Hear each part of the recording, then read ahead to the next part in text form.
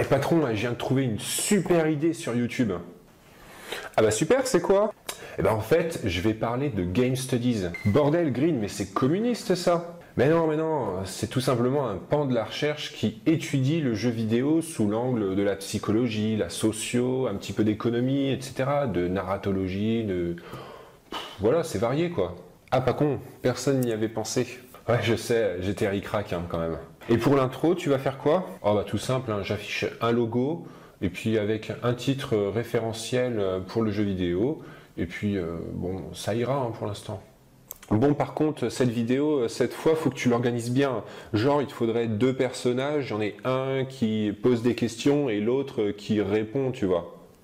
Et pour l'introduction, t'as pensé à quelque chose? Ouais, je sais pas trop. Je pense qu'il me faudrait un gimmick, mais c'est pas facile. Ça pourrait être un truc du genre. Bonjour Internet. Aujourd'hui va être une vidéo un peu particulière puisque avant de véritablement aborder les Game Studies, j'ai envie d'aborder un point qui me frustre énormément quand j'entends parler les gens de jeux vidéo. Et pour pouvoir discuter véritablement de jeux vidéo et d'élever le débat sur ce média, il va falloir avant toute chose que je discute de ce point. Ce point qui me frustre, c'est le double standard qui est fondateur dans l'ensemble des discours des gamers, mais aussi des non-gamers. Ah oui, alors moi je suis militant non-gamer, mais contrairement aux livres, les jeux rendent violents. Ouais, moi je suis gamer, les livres ça rend violent, par exemple l'attrape-cœur de Salinger.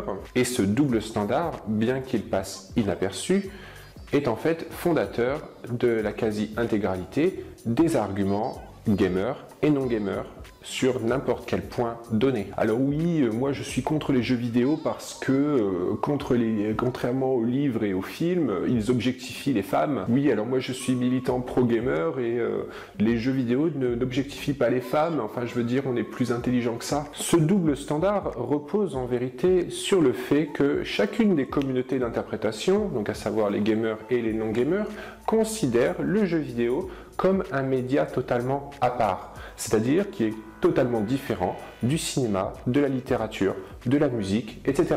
Et punaise, ce double standard, il est utile à tout le monde, hein, parce que tout le monde l'utilise un petit peu à sa sauce. Or, le jeu vidéo est un média qui possède exactement les mêmes avantages et les mêmes inconvénients que le cinéma, la littérature, la musique, la peinture, etc. C'est-à-dire, il possède les mêmes avantages et les mêmes inconvénients que toute autre industrie médiatique. Et mieux encore, considérer le jeu vidéo exactement comme un média similaire au cinéma et à toute autre industrie médiatique résout de nombreux problèmes liés à ces doubles standards et qui sont exprimés par les critiques sur les jeux vidéo. Ok, tout ça c'est dans le script. Ok, je commence à comprendre, mais au final, le jeu vidéo, ça rend violent ou pas? Eh bien non, pas plus qu'un film en tout cas, ou un style de musique. Le jeu vidéo utilise et retranscrit une forme de violence. Pourtant, ça ne veut pas dire que cela va transformer un comportement pacifiste en un comportement destructeur et violent. Est-ce que le jeu sexualise les femmes? Oui, bien sûr, ce serait nier l'évidence. Mais à l'instar de la télévision ou du cinéma, le jeu vidéo utilise des codes qui ont été mis en place par des scénaristes, des équipes marketing, des producteurs et des réalisateurs, puis ces codes sont en réalité réinterprétés par les différentes communautés d'interprétation. Bayonetta cristallise cela. Conçue comme étant une femme forte, volontaire, mais en même temps très sexualisée, elle est considérée à la fois comme féministe et comme le produit d'un design misogyne. Mais donc du coup, pourquoi le jeu vidéo ne nous transforme pas en tueur à gages, genre raciste, misogyne et tout, toutes ces choses-là? Il peut y avoir plusieurs raisons à cela. La première que j'ai envie de citer est évidemment la suspension volontaire de l'incrédulité. Pendant le temps du jeu, nous acceptons les règles du jeu et en sortant du jeu, nous reprenons les règles du monde réel. Lorsqu'il y a un problème, comme un comportement psychotique, il faut s'interroger non pas forcément sur le jeu, mais sur ce passage de changement de règles. Et cette question doit se poser pour tous les médias, évidemment. Comme pour la publicité et le cinéma, le jeu vidéo doit mettre en place un système d'éducation aux médias, afin de faire prendre conscience de certains phénomènes qui existent justement dans le jeu vidéo, comme par exemple la propagande ou encore la déformation de la réalité à travers une sexualisation poussée des personnages. Ok, c'est bon, je suis en train de lire dans ton script ça.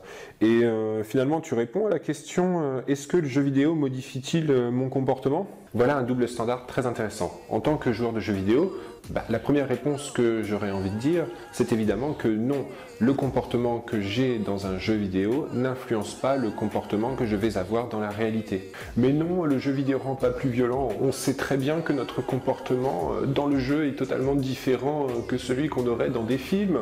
Enfin, les films, ça peut être de la propagande quand même. Ah mais oui, dans le jeu vidéo, comme par exemple GTA, c'est vous qui contrôlez le bonhomme qui tue des gens, pas comme dans les films.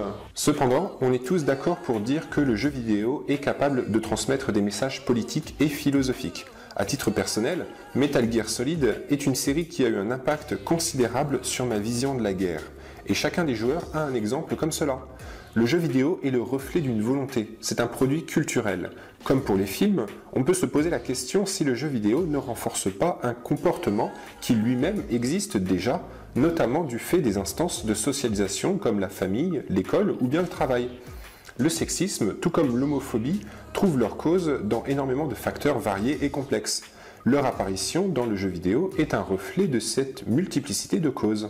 Bon ok, le truc des doubles standards, je pense que j'ai à peu près capté, mais tu conclus la vidéo comment? Si un seul message est à retenir de cette vidéo, c'est de tout simplement considérer le jeu vidéo comme un média exactement équivalent aux médias traditionnels. Alors certes, le jeu vidéo ne devient plus le petit coin spécial, mais cela résout énormément de problèmes et de débats entre les différentes communautés d'interprétation. Et surtout, cela permet de recentrer le débat sur des questions bien plus pertinentes et bien plus précises, comme l'éthique, le sexisme, la sexualisation des personnages, etc. Bref, cela permet de traiter enfin le jeu vidéo comme une industrie, un média et une forme d'art à part entière. Attends Green, si je comprends bien, t'as juste fait cette vidéo pour avoir un point de départ pour d'autres vidéos? Exactement, mais surtout, j'oublie pas de remercier les internautes d'avoir regardé ma vidéo. Internet, merci de m'avoir écouté, j'espère que tu as apprécié ce contenu. C'était le premier épisode de Game Studies, et moi je te dis à la prochaine. Salut!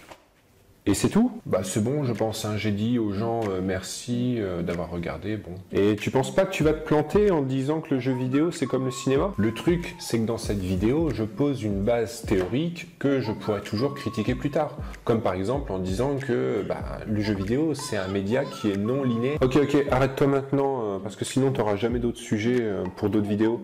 Mais tu leur dis quand même de commenter ou pas? Je pense que je vais juste pour l'instant afficher mon Twitter et puis des liens en renvoyant aux articles scientifiques que j'ai lus pour faire cette vidéo dans la description. Et ce format rapide, ça te convient? C'est encore un peu l'inconnu, hein. J'ai pas vraiment de style personnel, mais ça va venir je pense.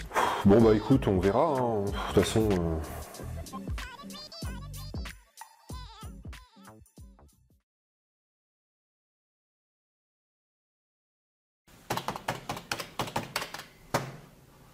Les livres, ça rend violent, par exemple l'attrape-cœur de Salinger.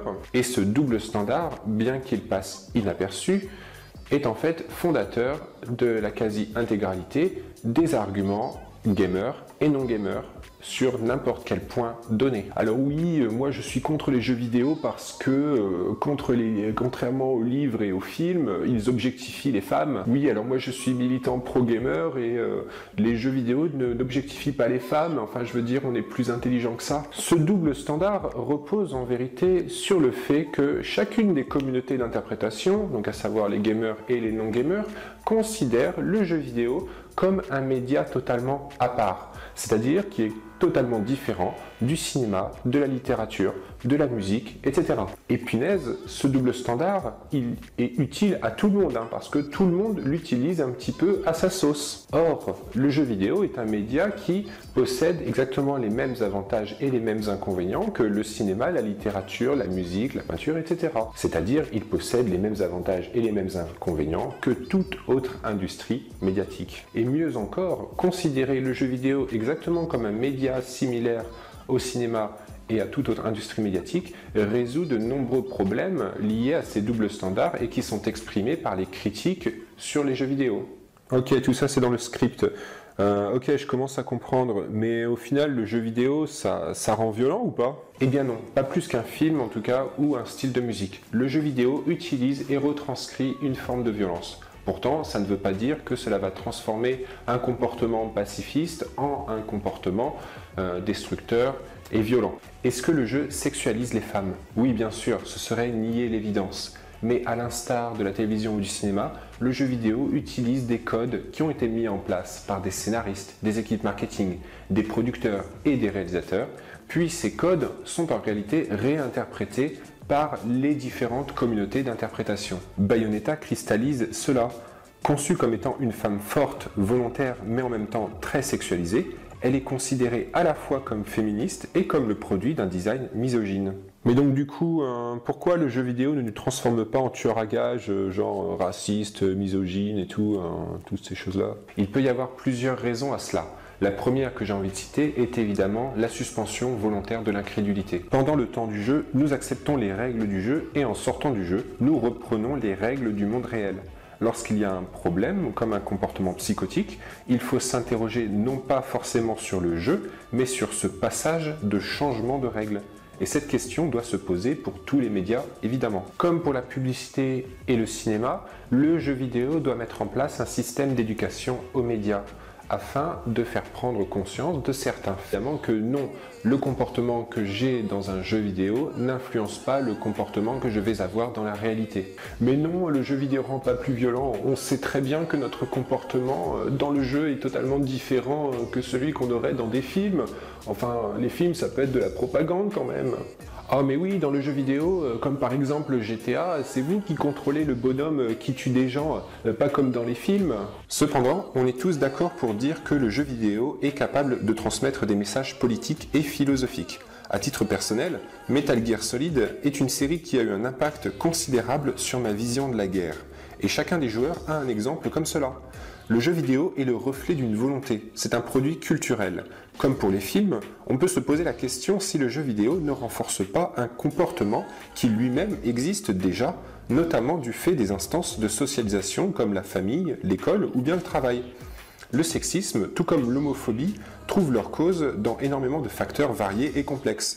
Leur apparition dans le jeu vidéo est un reflet de cette multiplicité de causes. Bon ok, le truc des doubles standards, je pense que j'ai à peu près capté, mais tu conclus la vidéo comment? Si un seul message est à retenir de cette vidéo, c'est de tout simplement considérer le jeu vidéo comme un média exactement équivalent aux médias traditionnels. Alors certes, le jeu vidéo ne devient plus le petit coin spécial, mais cela résout énormément de problèmes et de débats entre les différentes communautés d'interprétation. Et surtout, cela permet de recentrer le débat sur des questions bien plus pertinentes et bien plus précises, comme l'éthique, le sexisme, la sexualisation des personnages, etc. Bref, cela permet de traiter enfin le jeu vidéo comme une industrie, un média et une forme d'art à part entière. Attends Green, si je comprends bien, t'as juste fait cette vidéo pour avoir un point de départ pour d'autres vidéos? Exactement, mais surtout, j'oublie pas de remercier les internautes d'avoir regardé ma vidéo. Internet, merci de m'avoir écouté, j'espère que tu as apprécié ce contenu. C'était le premier épisode de Game Studies et moi je te dis à la prochaine. Salut! Et c'est tout? Bah c'est bon je pense, hein. J'ai dit aux gens merci d'avoir regardé, bon. Et tu penses pas que tu vas te planter en disant que le jeu vidéo c'est comme le cinéma? Le truc c'est que dans cette vidéo je pose une base théorique que je pourrais toujours critiquer plus tard. Comme par exemple en disant que le jeu vidéo c'est un média qui est non linéaire. Ok, arrête-toi maintenant parce que sinon tu n'auras jamais d'autres sujets pour d'autres vidéos. Mais tu leur dis quand même de commenter ou pas? Je pense que je vais juste pour l'instant afficher mon Twitter et puis des liens en renvoyant aux articles scientifiques que j'ai lus pour faire cette vidéo dans la description. Et ce format rapide, ça te convient? C'est encore un peu l'inconnu, hein. J'ai pas vraiment de style personnel, mais ça va venir je pense.